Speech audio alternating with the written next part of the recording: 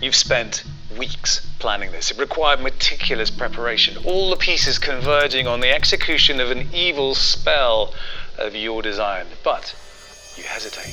There's a big difference between knowing the path and walking the path. And just because you know something can be done doesn't mean it has to be done.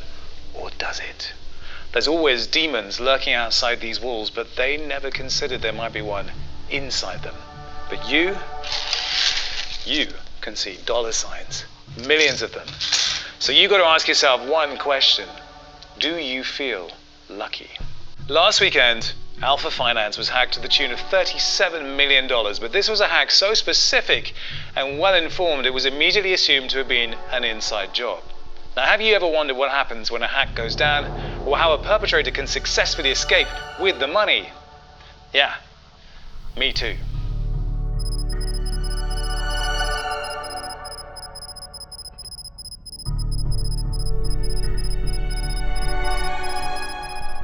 The exploit at the heart of this week's film took place on February the 13th and involved the use of Cream Finance's Iron Bank service, which gives out uncollateralized loans to trusted smart contracts. The exploiter coded a contract that tricked Alpha Homura into believing it was in fact their own contract. The exploiter then used this privileged access to trick Cream Finance into lending out $37.5 million worth of ETH and stablecoins. Some trick. Now that makes it all sound super simple. But it really wasn't. And to begin with, it wasn't even clear who the actual victim was. Was it Cream or was it Alpha Finance? But what wasn't in doubt was just how audacious and sophisticated the attack was. Now, in my Flash Zones film last year, I was struck by how often exploits were described as art. And here again, the exploit was labeled a masterpiece, a work of staggering raw sexual power. Just say the words, resolve, reserve. And in that vein, I felt there was only one way to do justice to the sheer schwazz of it. Oh yeah, a song. But first, I needed some lyrics. So I took this tweet thread from Alex Angel and did exactly that. So let's dial down the color, add some contrast. No, too much. You know what, I don't really like the black and white. We need something with a bit of passion. Yeah. Now it's good. So let's just bring these down, and now we can begin. Cream.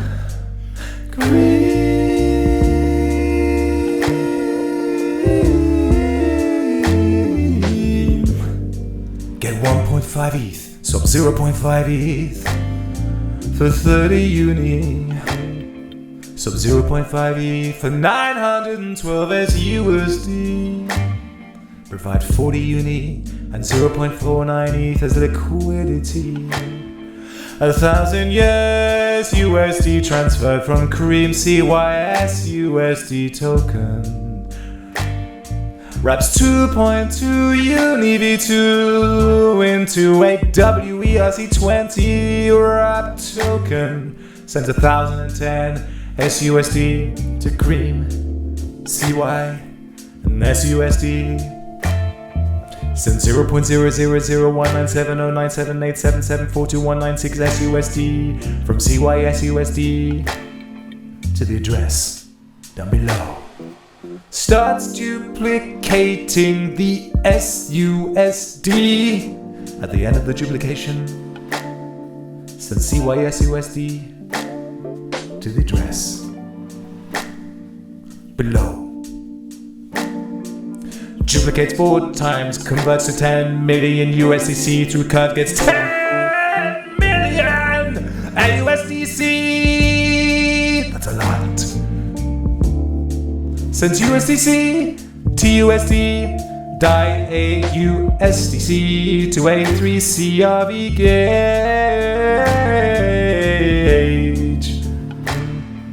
And now it gets interesting. He sends 120 ETH to Tornado Cash, and then sends 100 in ETH to Gitcoin Grants. Tornado sends 1,000 ETH to Alpha Finance Lab Deployer, sends 1,000 ETH to the Cream Finance Deployer. and then sent 100 ETH to Tornado Cash. And at the end, the balance was 10,924.9 ETH and 13.532 million A3CRV. And that's how it went down. In the days that followed the hack, it became increasingly clear that something was different about this exploit. In Alpha's post-mortem, they made it clear that the attacker needed to know some very specific details in order to carry out the attack. Now, in a tweet following the exploit, Alpha stated, "We're in the process of investigating the stolen fund and have a prime suspect already." Now, how could they possibly have landed on a prime suspect so quickly? Well, the implication is clear. It had to have been an inside job. But given how entangled all these protocols are and how many audit firms come into contact with the code, the exploit could have come from a number of different places. However, it does make for a very small list, and some high-profile figures were not shy in making the point. Take the time to study the exploit. 9 transactions, 4 different manipulations, one including an exact debt calculation. This took teams of researchers hours to figure out. Alpha took immediate steps to mitigate the exploit, and it was addressed within minutes of the original discovery. That's Andre Cronje, and Banteg quickly followed. The setup is absolutely insane. No way this could be found by someone casually looking at the contracts, especially the unannounced stuff. Now, it's abundantly clear where their suspicion lay, but what happens when an attack takes place? How does a team go about hunting down a suspect? I spoke to Duncan Townsend, CTO of Immunify, which is a bug bounty platform for smart contracts and DeFi projects, to find out. The first step is to prevent copycat attacks by pausing the contracts. Since Ethereum is a dark forest, once someone discovers a quick way to get cash, copycat attacks can happen within minutes. Sometimes they're even automated. A good team will pause their contracts until they understand more about the attacks that have happened, assuming they designed their contracts to be pausable. The next step is mitigating it, which is to say, making sure the contract can continue as designed without the bug. Finally, you have the forensics portion of the process. You want to find out who did it, where the money went, and whether you can get your funds back. So you gather up the best and brightest minds you have at your disposal, and as Alpha stated, they brought Andre in, but there are a handful of other extremely capable developers whose names we never hear, but who are number one on speed dial when this happens, and that's who was called. They were brought together into what's known as the War Room, which is exactly how it sounds. It's a frantic, multilateral discussion where War Room members with lots of disparate skills all bring their expertise to the table to figure out what happened, how much was or could have been lost in user funds, and how to get that money back. Sometimes this process is done within an hour or two, and sometimes it takes days. But the fog of war is very real. Figuring out exactly what happened is always an uphill battle, and Etherscan is a DeFi developer's best friend.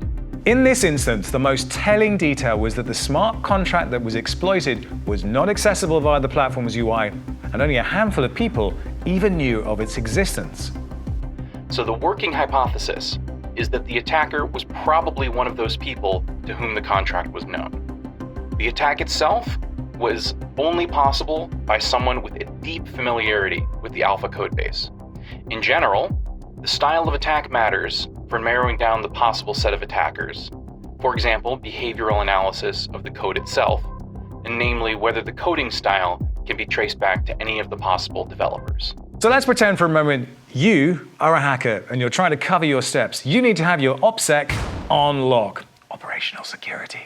First step is to ensure your digital identity, which is your name and IP address, etc., is not compromised. And Tor is still the favored route. Now, the US government might have backdoors in there. Nobody can really say for sure, but other than that, it's safe. Or so a hacker will tell me. But code isn't just words and symbols. There is a kind of rhythm and a music to it. And to those who know how to look at it properly, the writing style can be as much of a giveaway as the sound of your own voice. And when it's a very select group of people with their own unique styles to choose from, then it makes more sense how Alpha were able to arrive at their prime suspect. Now look, we don't know what the outcome of this is going to be, and it's obviously a very delicate matter. But for your hacker, that's you, obtaining the funds is just the start of the process. You still have to wash the assets and make them untraceable. Now look, most exchanges will blacklist stolen funds, so you're not going to be able to just send to Binance and dump on the market. And what's usually involved is some kind of mixer, but it is far from foolproof. Mixers are generally effective, but there are some caveats. In particular, 3 problems you can have using a mixer. First, the mixer has a bug in it, and you lose your money. Second, the operator of their mixer performs a rug pull, and you lose your money. Third, the mixer may not have a big enough anonymity set, so even if you use the mixer, people still end up knowing who you are. An anonymity set is how many other coins there are in the mixer that could be yours. What we've seen from the data is that virtually all attackers now use mixers when trying to get their funds off-chain. So there are tons of mixers out there, but not all mixers are created equal, and there's one in particular that has been the common denominator in all the hacks I've studied. In fact, when my own Aavegotchi tokens were taken, the perp immediately used it to hide his tracks. I am of course talking about Tornado Cash. Now Tornado is actually pretty simple, and using it consists of 3 separate phases: deposit, wait, and withdraw. So to do so, a user generates a random key or note and deposits Ether or an ERC20 along with submitting a hash of the note to the Tornado Cash smart contract. After depositing, users are advised to allow some waiting time before withdrawing to improve their level of privacy. Then finally, to withdraw, a user submits a proof of having the valid key to one of the notes deposited, and then the contract transfers Ether or the ERC20 to a specified recipient. Now, I spoke to Roman Semenov, who's the co-founder of Tornado Cash, to try and understand why it's so popular. Currently, Tornado Cash privacy solution has the most liquidity on Ethereum, so it provides the best privacy. In general, Zcash and Monero networks have more liquidity among other blockchains, but we hope we'll catch up with them in terms of stats. And speaking to Duncan from Immunify about it, his admiration for the project shone through. Tornado Cash is nearly the best coin laundering service that could possibly be built. Since it's on the blockchain and built on some cutting-edge cryptography, it's permissionless, zero knowledge, trustless, anonymous, and it has withstood the test of time. That cutting-edge cryptography it relies on is ZK snarks, which only a handful of people truly understand. But it's not that easy. If there are bugs in Tornado Cash, it could put user privacy at risk, and that's always a possibility. So you might remember I did a film about FinCEN a few weeks back, and we looked at the ways the US government is looking to combat money laundering, specifically through cryptocurrencies. And if you head to GitHub, you will find there TRISA, which is the Travel Rule Information Sharing Architecture, and it aims to enable compliance with the FATF and FinCEN travel rules for cryptocurrency transaction identity information without modifying the core blockchain protocols and without incurring increased transaction costs or modifying virtual currency peer-to-peer transaction flows.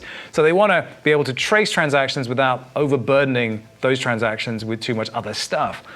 Now look, it's actually not clear how much money is currently being laundered using cryptocurrencies, but of course, we do know that it happens.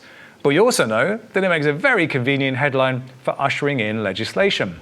So, I put it to Roman, could a government agency have any power to extract identifying data from Tornado while pursuing an investigation? It's impossible because Tornado Hash doesn't have any data. It uses zero-knowledge proof technology, so only a user that made the deposit has this information. And he can even choose to selectively disclose this data to someone using our compliance tool that allows to generate proof of funds origin. Tornado Cash cannot be stopped either because it consists of an immutable smart contract on Ethereum network and UI hosted by community on IPFS. So as long as Ethereum is functioning and at least one host is serving UI through IPFS, Tornado Cash will keep working.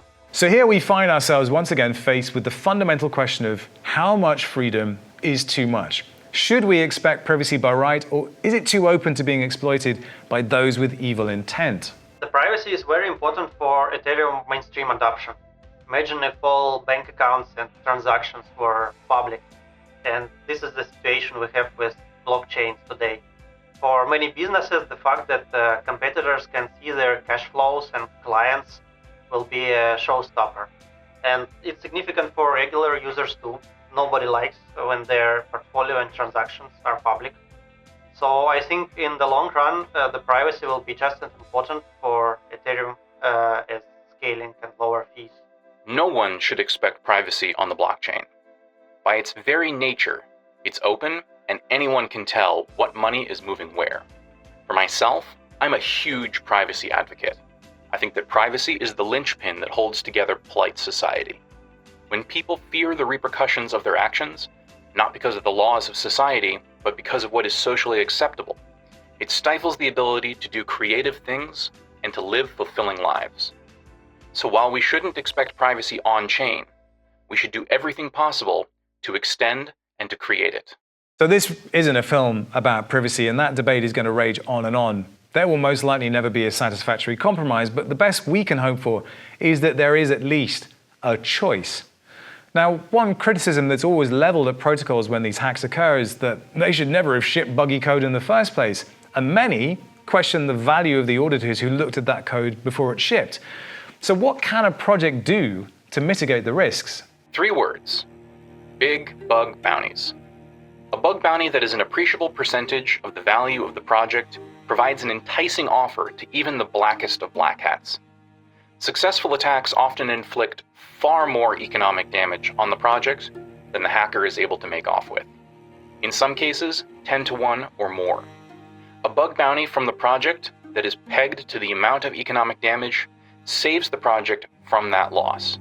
For instance, if a project loses 10 million and the hacker only gains 1 million, if the project offers a bug bounty that's 10% of the loss, no one would bother with that hack because it saves them the work of laundering those funds. A bug bounty is money that is free and clear. If you're a hacker, you could use that money to buy a house. Audits from reputable firms, of course, are also important security measures for protocols. So there you have it. As much as we can see what's happening during exploits thanks to the eagle eyes of the likes of Frank Researcher, there's still so much that goes on behind closed doors and deep in the tangled forest. I hope you enjoyed this journey into the dark arts. And I want to give my thanks to Roman Semenov, Duncan Townsend, and Samuel Shadrach. This was The Defiant. Enjoy.